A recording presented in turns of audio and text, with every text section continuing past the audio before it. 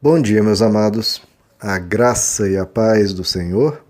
Hoje vamos estudar o Evangelho segundo João, capítulo 10, verso 10, que diz: O ladrão vem apenas para furtar, matar e destruir. Eu vim para que tenham vida e a tenham plenamente. Bom, queridos, estamos diante de um verso bem conhecido, bem famoso do Novo Testamento, que é o capítulo 10, verso 10 do Evangelho de João.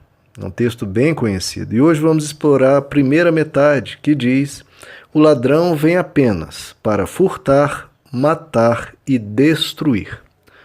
Bom, queridos, vocês que têm acompanhado aí desde o primeiro verso do capítulo 10, fica bem claro do que Jesus está falando aqui. Por que eu digo isso, queridos? Porque a maior parte das interpretações que se dão sobre essa primeira metade é: quem é o ladrão? Ora, é o diabo, porque é o diabo que vem matar, roubar e destruir.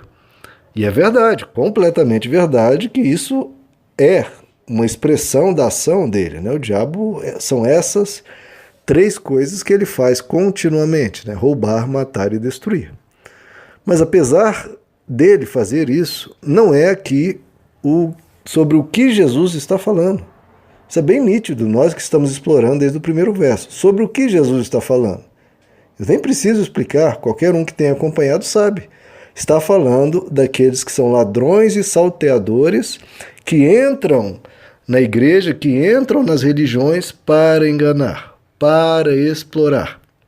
É sobre isso que Jesus está falando. Então veja como é sério, queridos, como Jesus trata isso de uma forma séria, sobre falsos profetas e falsos mestres. Se você, quando lê esse verso, pensa no diabo, agora comece a pensar também que mestres e profetas podem roubar, matar e destruir. E nem precisa Jesus ter dito, isso é claro, isso é óbvio. Todo lugar a gente está cansado de ver isso. Mestres, líderes religiosos que roubam, matam e destroem, porque são verdadeiros diabos na vida de muitas pessoas. Então a consequência do engano, querido, é muito mais séria do que se pode imaginar. Porque é uma consequência tanto fisicamente, quanto financeiramente, quanto emocionalmente, quanto espiritualmente. Ou seja, todas as áreas da vida da pessoa é afetada. Fisicamente, ela é prejudicada, porque muitas vezes se promete uma determinada cura, fazendo-se, sabe-se lá qual o tamanho de oferta, e a pessoa crê naquilo e se ordena a crer, se ordena a não tomar remédio, se ordena a não ir no médico, etc.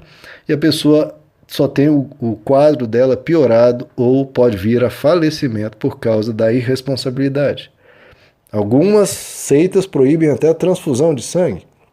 Então afeta fisicamente, afeta emocionalmente, porque a pessoa está ali, naquele desespero, com falsas promessas, é decepcionada, cai em depressão, cai em angústia, cai em amargura, cai em ódio por tudo aquilo. As emoções dela ficam em frangalhos. Financeiramente nem se fala, porque eles fazem tudo isso justamente para explorar a pessoa. Como o texto diz, para roubar mesmo a pessoa. O máximo possível. Então as pessoas são realmente saqueadas. Num lugar que era para se celebrar Deus, as pessoas são saqueadas. E, por último, são afetadas espiritualmente, porque elas vêm, muitas vezes, querendo se aproximar de Deus e elas são enganadas e, por fim, acabam desistindo da espiritualidade, desistindo do Evangelho, desistindo de Jesus Cristo.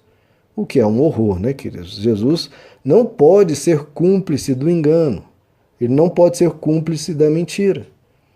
Então, é mais do que justificado da parte de Deus ele não responder a orações e a fé de uma pessoa que está caminhando no engano. Jesus se deparou com muitos desses. Em Mateus 21 é dito que Jesus entrou no templo, expulsou todos os que ali vendiam e compravam, derribou as mesas dos cambistas e as cadeiras dos que vendiam e disse-lhes: está escrito, a minha casa será chamada casa de orações. Vós, porém, a tendes feito um covil de ladrões. Agora me diz, queridos, a igreja do nosso Senhor Jesus Cristo, que há 50 ou 100 anos atrás era chamada de uma casa de oração, porque se ia lá para orar, se ia lá para estar diante de Deus, contemplando a majestade dele e aprendendo as Escrituras. Hoje, como é chamada a igreja, queridos? Pelas pessoas aí fora, por qualquer pessoa. É chamada, como o próprio Jesus diz, como um covil de ladrões. E essas pessoas vão ser cobradas por causa disso. Ah, se vão. Porque o que Jesus diz, queridos, sobre isso? Ai dos que trazem escândalo. Ai dos que trazem escândalo. E Jesus fala uma das frases mais fortes que ele jamais proferiu. Ele diz, ai dos que fazem escândalo. Melhor seria se pendurassem uma pedra de moinho no pescoço e se atirassem no rio. Ou seja, Jesus está dizendo que se essas pessoas se matassem, se suicidassem, seria menos grave do que roubar, explorar pessoas em nome da fé e em nome de Deus. Eles estão brincando com o nome de Deus. Blasfemar a Deus, xingar a Deus é uma coisa. Agora, pior do que isso é blasfemar usando o nome de Deus para roubar. Isso é muito, muito sério.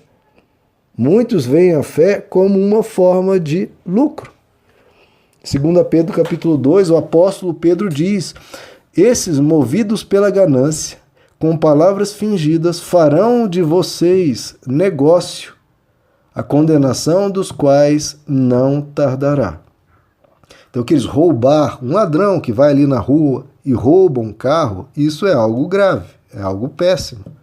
Agora, roubar em nome de Deus e usando o nome de Jesus, isso é 1000 vezes pior.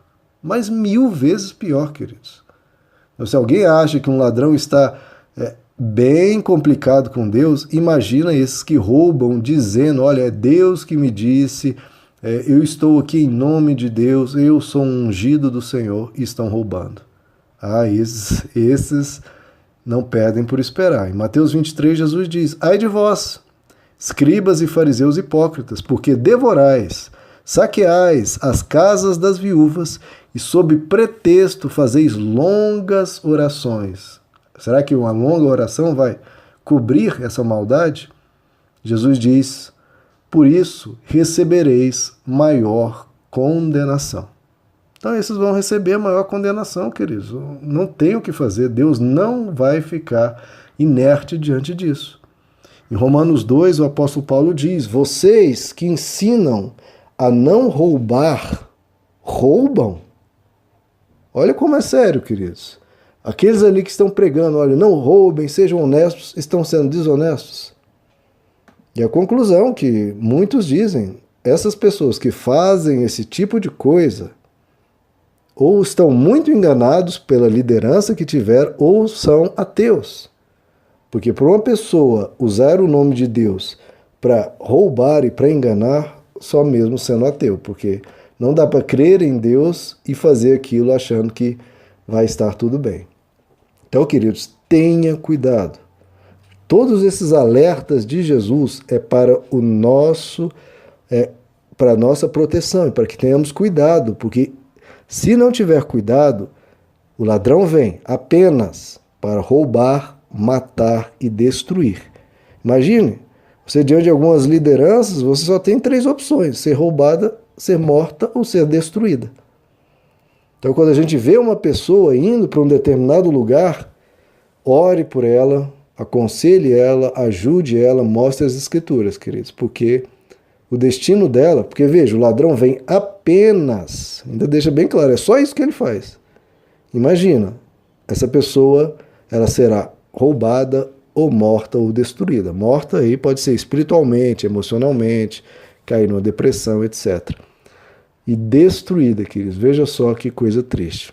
Então que a gente ore, né? Para que menos e menos pessoas sejam enganadas. E para isso, precisamos, queridos, colaborar com aqueles que pregam o evangelho genuíno. Porque como é que você vai responder a essa mentira se não for com a verdade? É a verdade que destrona a mentira. Então, peleje, Deus te chama para esse bom combate e vamos anunciar a verdade, vamos anunciar o Evangelho e salvar vidas do roubo, da morte e da destruição. Meus amados, que Deus lhes abençoe. A graça e a paz do Senhor.